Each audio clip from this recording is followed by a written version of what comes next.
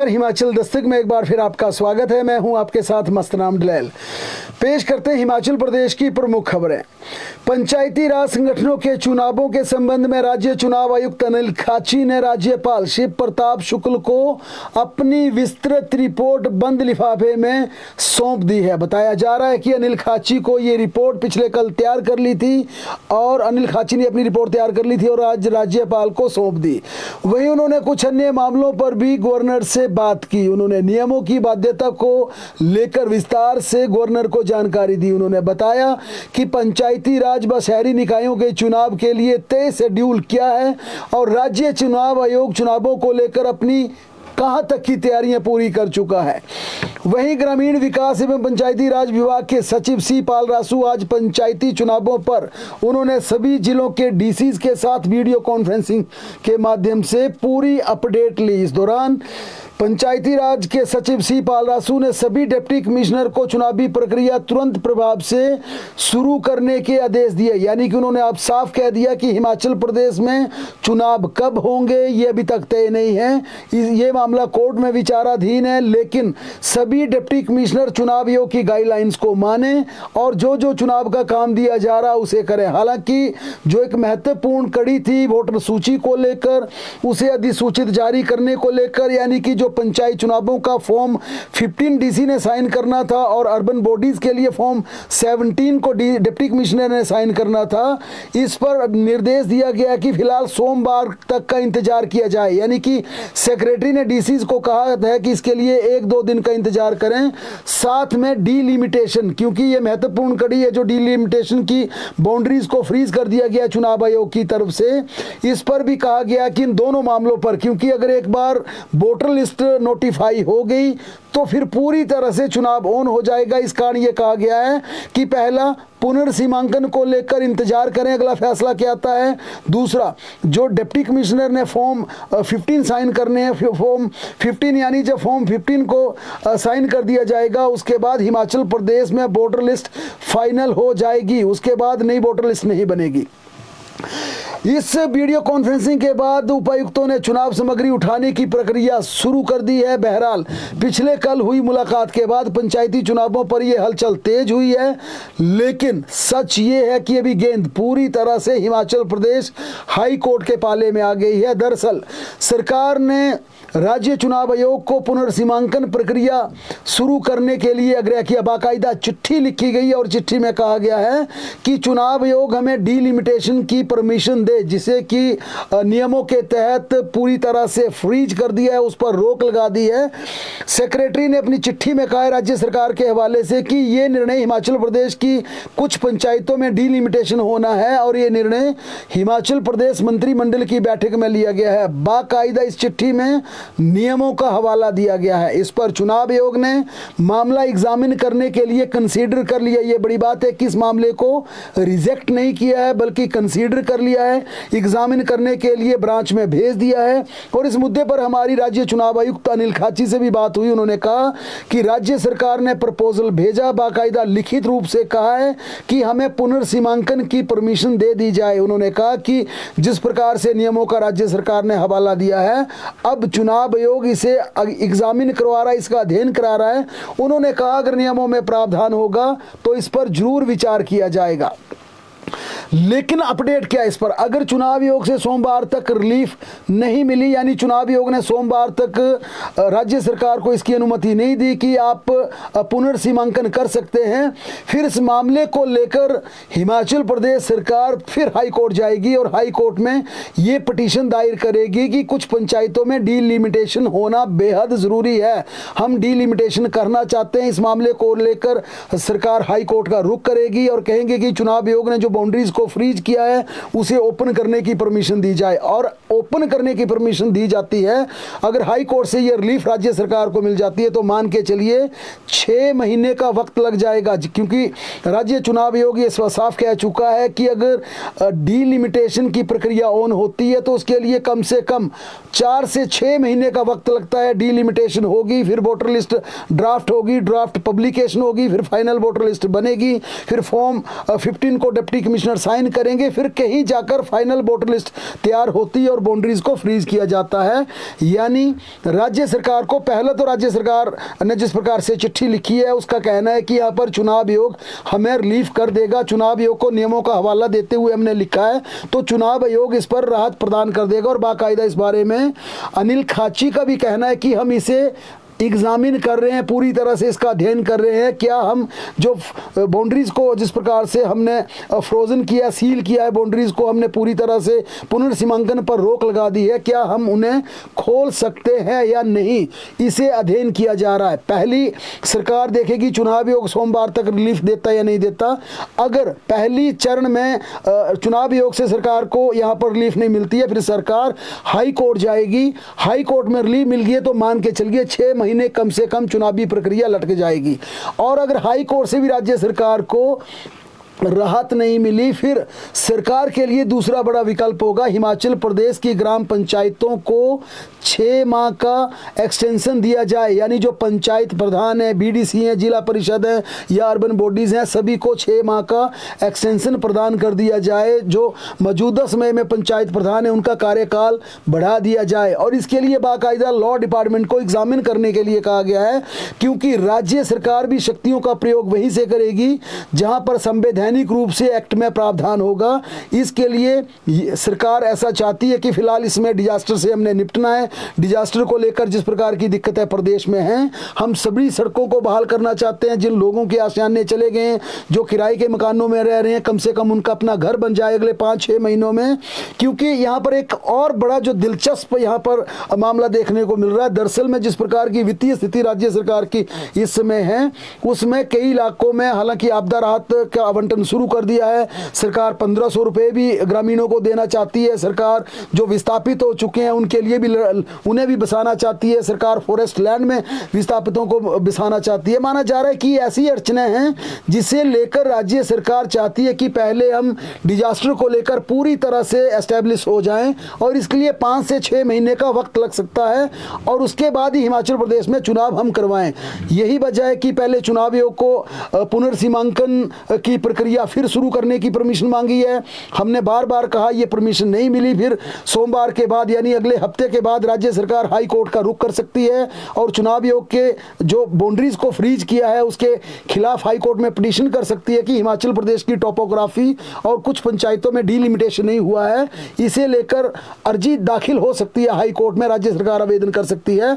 और हम फिर कह रहे हैं कि ये अगर हाई कोर्ट में उनकी डिमांड पूरी हो गई, पहले तो उन्हें चुनाव आयोग से उम्मीद है कि वहां से रिलीफ मिल जाएगा, वहां नहीं मिला, फिर हाई कोर्ट से उन्हें उम्मीद होगी हाई कोर्ट से रिलीफ मिल जाएगा, वहां भी नहीं मिली, फिर तीसरा विकल्प ये भी तलाशा जा रहा है कि मौजूदा पंचायत प्रधानों को, यानी जो मौजूदा सिस्टम है उसे 6 माह के लिए एक्सटेंड कर दिया जाए। अगर यहाँ पर ये तीसरा विकल्प भी राज्य सरकार का फेल होता है और राज्य सरकार को हाई कोर्ट से रिलीफ नहीं मिलती है, फिर ये पक्की खबर है अंदर की कि राज्य सरकार इस मामले को डिफेंड करेगी, यानी कि ऊपरी अदालतों में भी लड़ेगी।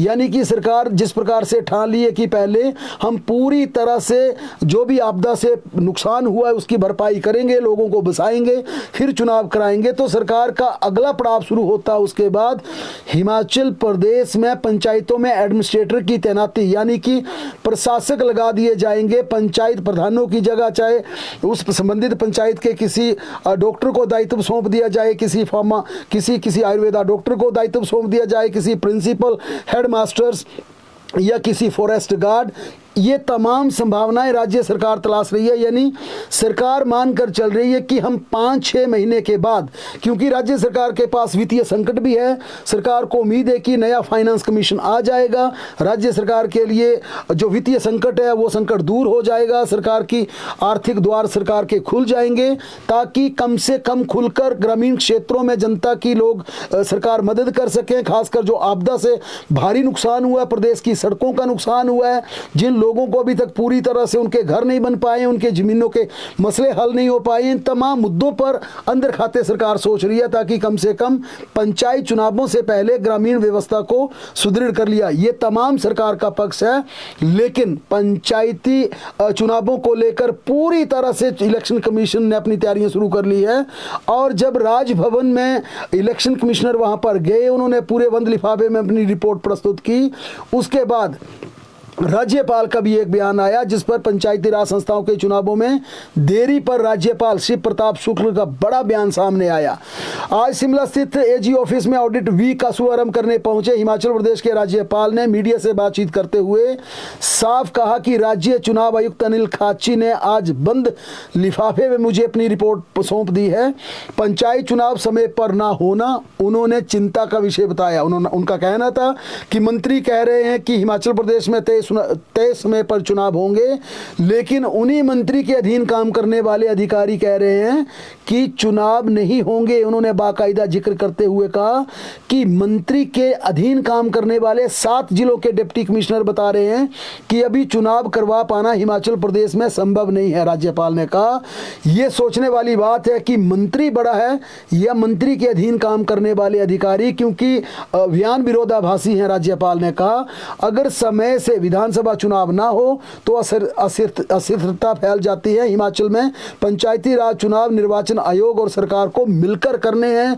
दोनों को आपसी सहयोग से ये चुनाव संपन्न कराने हैं। दोनों को ही इस बारे में गंभीरता से विचार करते हुए कदम उठाना चाहिए। उन्होंने कहा कि सरकार के मंत्री कह रहे हैं कि चुनाव समय पर होंगे, लेकिन 7 जिलों के डीसी ने चुनाव करवाने के लिए स्थिति ठीक ना होने का दावा किया है और ये दोनों बयान आपस में विरोधाभासी हैं। ऐसा बिल्कुल नहीं होना चाहिए।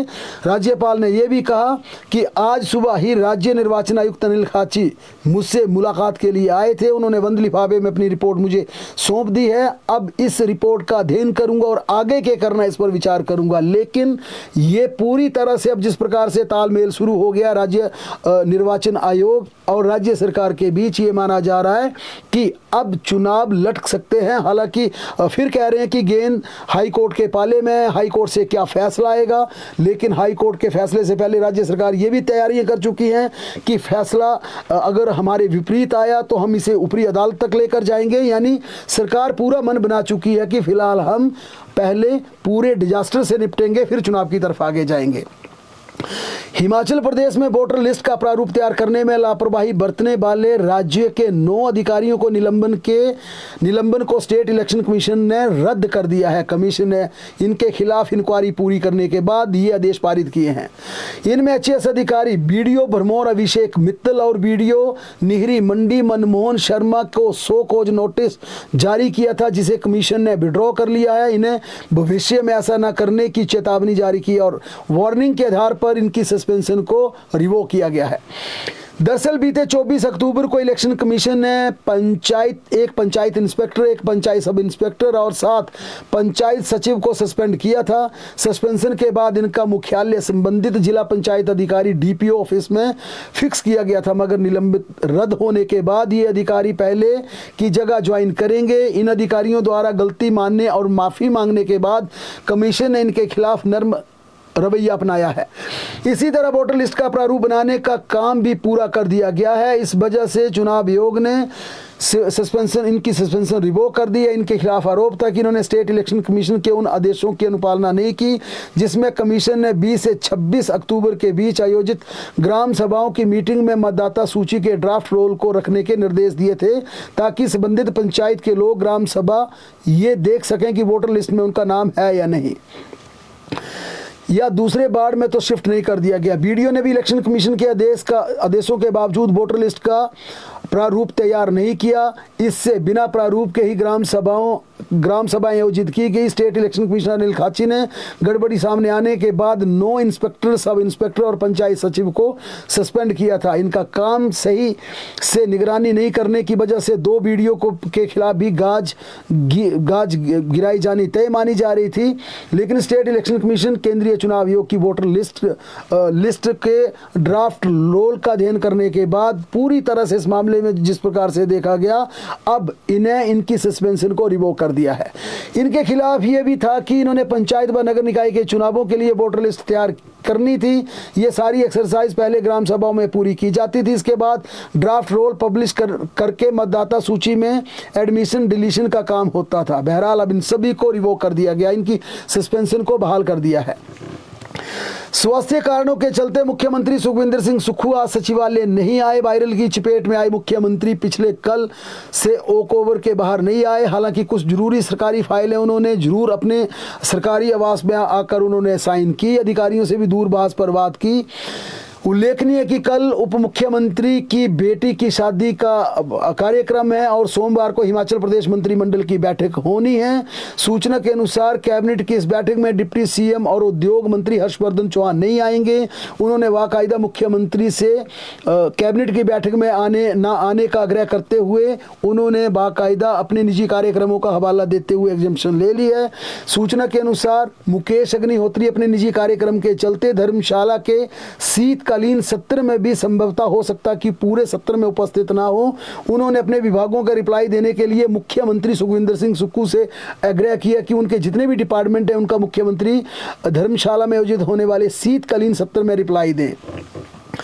हिमाचल में इस बार 5वीं और 8वीं के छात्रों को फेल होने पर रीटेस्ट का मौका दिया जाएगा। परीक्षा के 2 माह बाद लिए जाने वाले रीटेस्ट में असफल रहने वाले सभी छात्रों को फेल कर दिया जाएगा। पिछली बार ये डिटेंशन पॉलिसी सिर्फ समर स्कूलों के लिए लागू की गई थी, लेकिन इस बार हिमाचल प्रदेश के समर और विंटर दोनों स्कूलों के 8वीं व 5वीं कक्षा के छात्रों पर यह कड़ी शर्त लागू रहेगी कि रीटेस्ट में फेल हुए तो उन्हें फेल कर दिया जाएगा। हिमाचल प्रदेश के सरकारी स्कूलों के शिक्षकों पर राज्य सरकार ने एक और कड़ी शर्त लागू कर दी है। राज्य से बाहर किसी भी प्रकार के कार्यक्रम के लिए सरकारी टीचर अब उन्हें जाने की अनुमति नहीं होगी। चाहे वो ट्रेनिंग होगी, ऑफिशियल टूर होगा, किसी प्रकार का उन्हें बुलावा होगा, उन्हें किसी ने भी बुलाया होगा, वे ऑफिशियल कैपेसिटी में अपने राज्य के बाहर पैर नहीं रख पाएंगे। ये बाकायदा डायरेक्शन सरकार ने जारी कर दिया। नई शर्त के अनुसार स्कूलों के शिक्षक सिर्फ समग्र शिक्षा की ट्रेनिंग के लिए अपने प्रदेश के बाहर जा सकेंगे। इसके लिए उन्हें सिर्फ अथॉरिटी लेटर की जरूरत होगी, लेकिन अन्य किसी भी प्रकार की ट्रेनिंग, ऑफिशियल टूर के लिए उन्हें निदेशालय से अनुमति लेनी होगी और इस अनुमति के लिए बाकायदा संबंधित स्कूल से फाइल भेजनी होगी।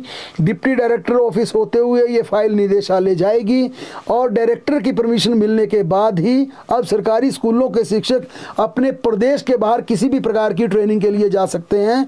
इसमें स्काउट एंड गाइड सहित सभी प्रकार की ट्रेनिंग टूर को शामिल किया गया है कि आपको किसी भी ट्रेनिंग टूर के लिए जाना, आपको डायरेक्टर की फाइल पे परमिशन लेनी पड़ेगी। सिर्फ एग्जामिनेशन समग्र शिक्षा अभियान के तहत की ट्रेनिंग के लिए दी गई है। राज्य सरकार ने रामपुर के लवी मेला में दुकान चला रहे और प्लॉटों की आवंटन कर रहे एक शिक्षक को सस्पेंड कर दिया है। वाकई चौंकाने वाला मामला है, हैरतअंगेज कर देने वाला मामला है।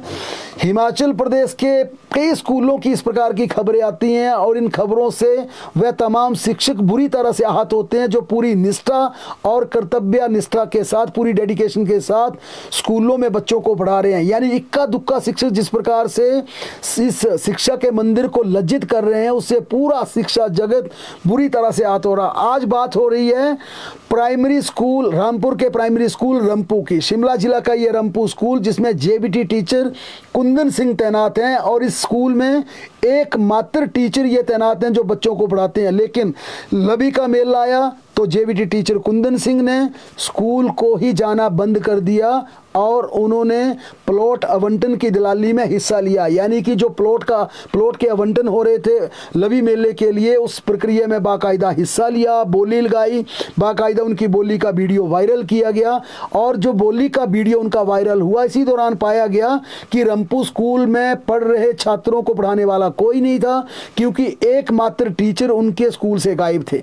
और जो इंक्वायरी की गई, हालांकि ये इंक्वायरी एजुकेशन डिपार्टमेंट ने अपने दम पर नहीं की है, बल्कि सोशल मीडिया पर जब बोली लगाने का वीडियो वायरल हुआ जिसमें साफ कहा जा रहा है कि प्लॉट आवंटन की प्रक्रिया के लिए कुंदन सिंह का बार बार नाम आ रहा है, ये नाम आने के बाद वीडियो दिखाया गया। गांव के लोग नाराज हुए।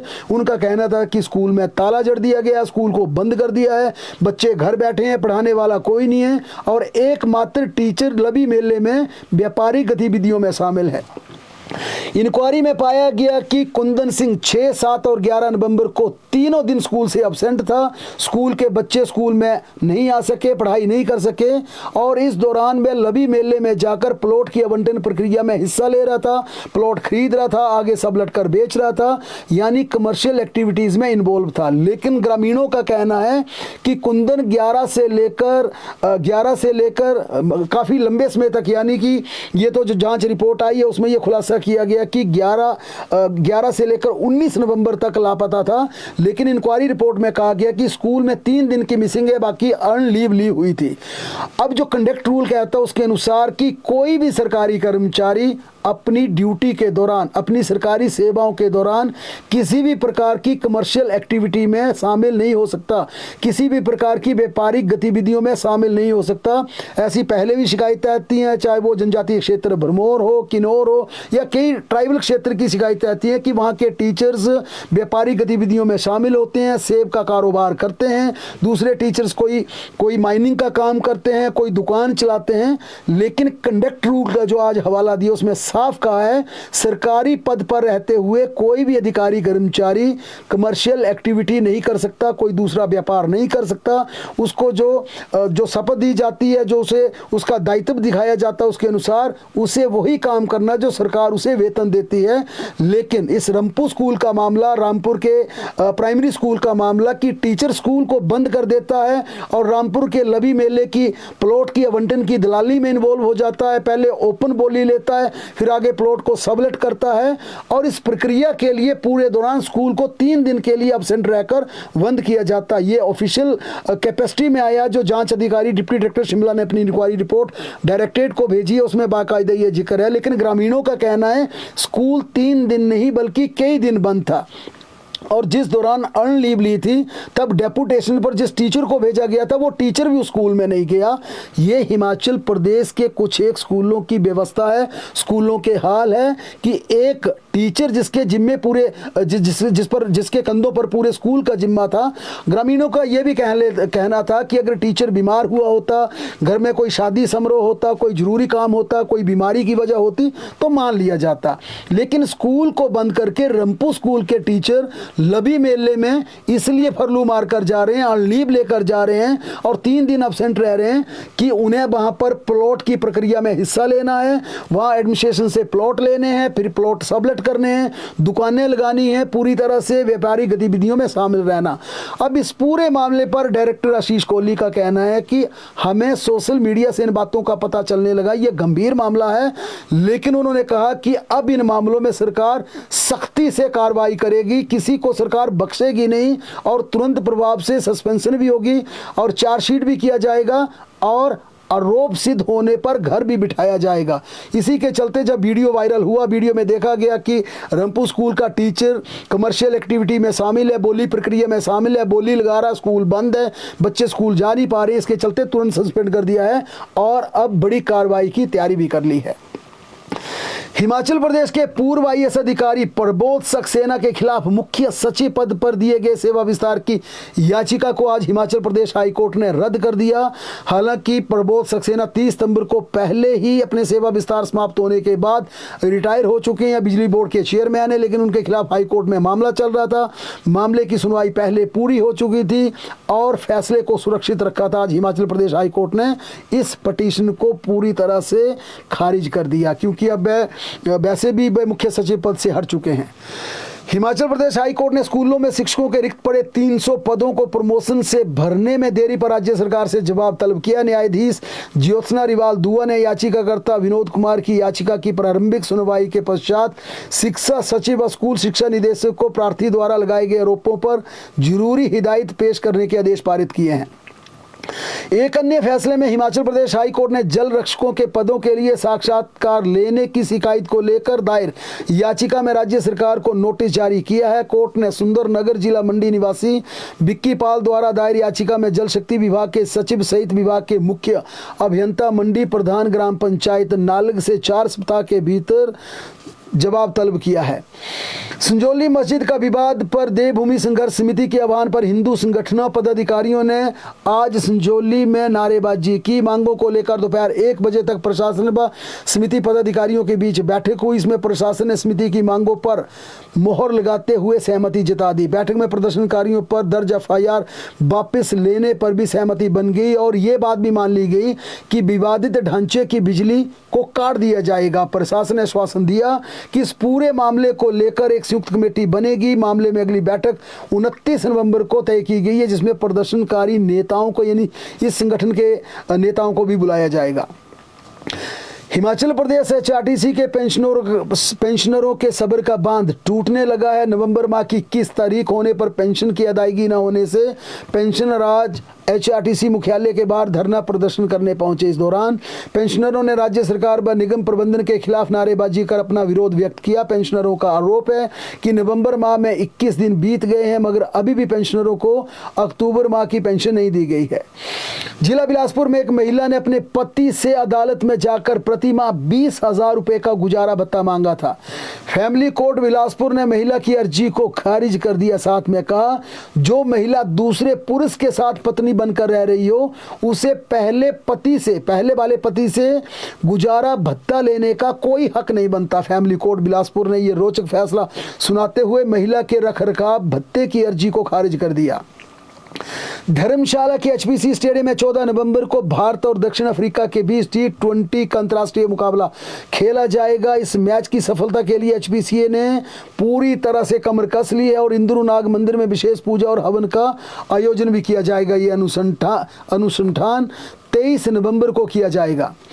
चंबा जिला में निर्माणाधीन इंडोर स्टेडियम में लेंटल डालते समय शटरिंग गिरने से बिहार के रहने वाले एक मजदूर लालचंद की दुखद मृत्यु हो गई। इस हादसे में 3 अन्य मजदूर घायल हुए जिसमें लालू कुमार, दीन बंधु और बालकेश्वर शामिल थे। ये सभी बिहार के रहने वाले हैं। पंचकूला में पुलिस ने एक बड़ी कार्रवाई करते हुए टैक्सी लूटकर हिमाचल प्रदेश में हत्या के मामले को अंजाम देने जा रहे पांवटा साहिब के 3 आरोपियों रोहित, धीमान, सतबीर और बिट्टू ठाकुर को गिरफ्तार कर लिया है। पुलिस ने आरोपियों के कब्जे से 2 कंट्री मेड पिस्टल और 6 जिंदा कारतूस बरामद किए हैं। पुलिस जांच में खुलासा हुआ कि आरोपी पांवटा साहिब में ऋषभ नामक युवक की हत्या करने की योजना बना रहे थे। उनके चौथे साथी हमजा की ऋषभ के साथ पुरानी रंजिश थी। हत्या की साजिश को अंजाम देने के लिए आरोपियों ने पहले टैक्सी बरामद की, टैक्सी लूटी, गाड़ी बुक करने के लिए जिस मोबाइल का इस्तेमाल किया वह भी आरोपियों ने 18 नवंबर को चंडीगढ़ से छीना था। आरोपियों ने सतबीर और हमजा के खिलाफ पांवटा साहिब थाने में हत्या के प्रयास का पहले से मामला दर्ज कर लिया है। सभी आरोपी गांजे के नशे के आदी हैं। पुलिस रिमांड के दौरान यह भी पता लगाने का प्रयास किया जाएगा कि हथियार उन्हें कहां से मिले थे और क्या वे किसी बड़े गिरोह से जुड़े हैं या उनके तार किसी सियासी आका से तो नहीं जुड़े हुए हैं। सोलन जिला के गांव खेड़ा स्थित शराब ठेके के बाहर नशे में धुत 2 युवकों ने ऐसा तांडव मचाया कि मामला सीधा पुलिस टीम पर हमले तक पहुंच गया, जिसकी पूरी घटना CCTV कैमरे में कैद है।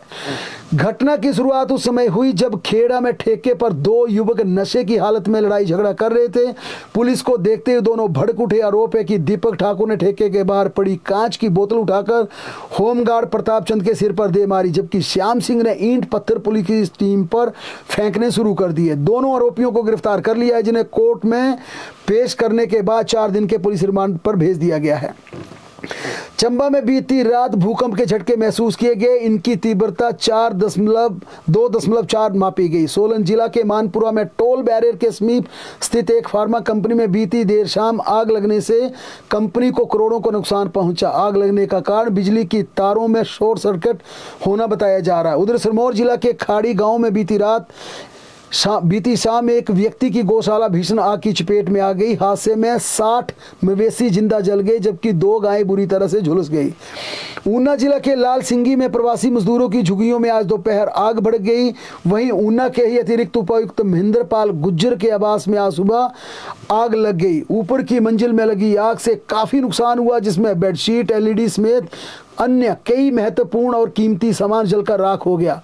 घटना के दौरान ADC घर से बाहर थे, जबकि परिवार उनका निचले फ्लोर में मौजूद था। बहरहाल प्रदेश की तमाम बड़ी खबरों के लिए लगातार जुड़े रहें हमारे साथ, देखते और पढ़ते रहें हिमाचल दस्तक।